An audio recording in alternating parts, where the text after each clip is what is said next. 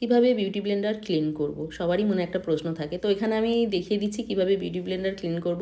প্রথমেই আমি নিয়ে নিয়েছি নিহার কোকোনাট হেয়ার অয়েল।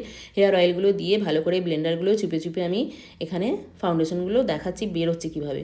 শুধু জল দিচ্ছি, আমি কিন্তু এখনও কোনো শ্যাম্পু ইউজ করিনি। এবার শুধু জল দিয়ে ব্লেন্ডারগুলোকে চুপে চুপে ধরতেই তার থেকে গ্যার করে নোংরাগুলো বেরিয়ে আসছি। আমি এবার এতে শ্যাম্পু দেবো। আমি এখানে দিচ্ছি স্ট্রিক্সের স্পা শ্যাম্পু। আপনারা যে কোনো শ্যাম্পু দিলেই কিন্তু পরিষ্কার হয়ে যাবে।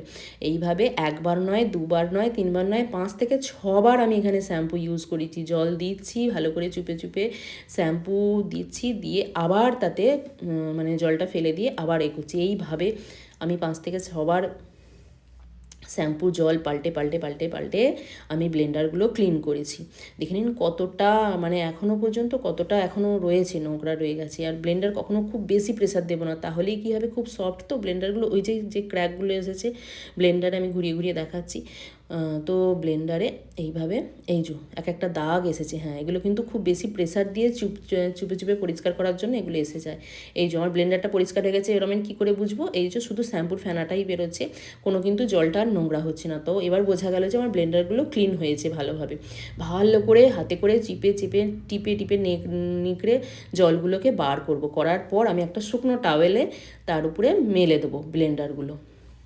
দেবার পর হালকা হালকা প্রেসার দিয়ে, এইভাবে হালকা হালকা প্রেসার দিয়ে চেপে ধরবো। চেপে ধরলে কী হবে, ব্লেন্ডারের মধ্যে যে এক্সট্রা জলগুলো থাকে সেটা আমি হাতে করে এইভাবে করবো। খুব কিন্তু হালকা হাতে করব, কখনোই খুব বেশি প্রেসার দেবো না। প্রেসার দিলে প্রথমেই বললাম বিউটি ব্লেন্ডার খুব নরম সফট, তো ওর মধ্যে একটা ক্র্যাক এসে যাবে বা কাটা কাটা দাগ এসে যাবে। তো এইভাবে আমি ব্লেন্ডার ক্লিন করি। আপনারাও যদি এই ভিডিওটা ভালো লাগলে অবশ্যই লাইক, কমেন্ট, শেয়ার করবেন আর আমার চ্যানেলটিকে সাবস্ক্রাইব করবেন। আর বলে রাখছি, ব্লেন্ডার কখনোই রোদে দেবো না, রোদে দিয়ে শুকনো করবো না। শুধুমাত্র ঘরের রুম টেম্পারেচারে, রুমের যে হাওয়া, তাতেই ওটা ড্রাই হয়ে যাবে। ভালো লাগলে ভিডিওটা সবাই শেয়ার করবেন। দেখা হচ্ছে পরবর্তী ভিডিওতে। Thank you.